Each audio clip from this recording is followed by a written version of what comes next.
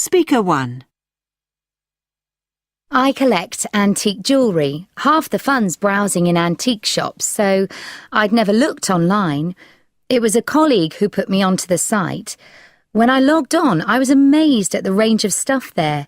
Reasonably priced, too. When I spotted the brooch, I had to have it. I paid by credit card without so much as a glance at the small print. The postage and packing seemed cheap, actually. Perhaps that's why it took ages to arrive. I was beginning to panic, so I called them. They said it had been dispatched and I should have insured it. They only gave a refund if you actually returned it. Luckily, next day, it turned up. Speaker 2. I collect silver, but never usually buy online.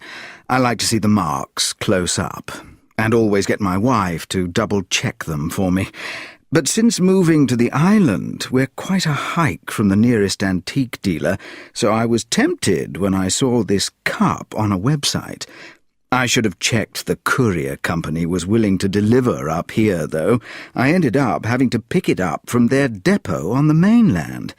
And to think, before paying, I'd been through everything with a fine-tooth comb.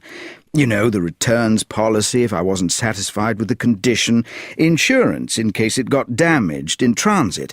But you can't think of everything. Speaker 3. Buying period clothes online isn't usually recommended. You can't know what the condition's really like till you see the garment, and you can't always trust sellers to pack things properly, so stuff gets crumpled in the post. Anyway, after breaking my wrist, I couldn't drive, so was at a loose end at home. That's when I saw a lovely coat on an auction site and put in an impulse bid. It was only later I discovered they don't accept debit cards, that you have to sign up for this complicated online system instead. So when the email came saying I'd won it and here was my invoice, I got a bit of a shock. It took me ages to sort out. Speaker 4. I collect Star Wars figurines and don't have a lot to spend on my hobby. But when I saw one I haven't got, advertised online, I had to go for it. It's such a rare item. I know you can easily get ripped off online, especially on auction sites, and you're recommended to take out accidental damage insurance, which costs an arm and a leg, but still I seem to be getting a bargain. So, imagine my disappointment when it arrived, and it wasn't the right one. There was no discussion about the refund itself. They were clearly at fault, but I then got into a lengthy argument about who was going to pay the postage to send it back. Never again. Speaker 5.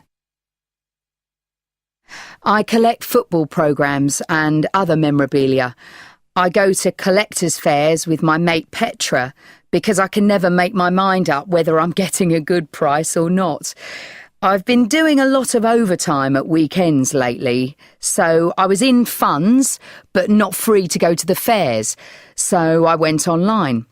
The World Cup final programme I ordered was a bargain, but the postage and packing seemed a bit steep, so I queried it, and guess what? They'd made a mistake. It was a bit dog-eared when it arrived, but they'd never said it was perfect or anything, so my request for a refund was turned down. Petra says it serves me right for not asking about that before buying it. Now play the recording again.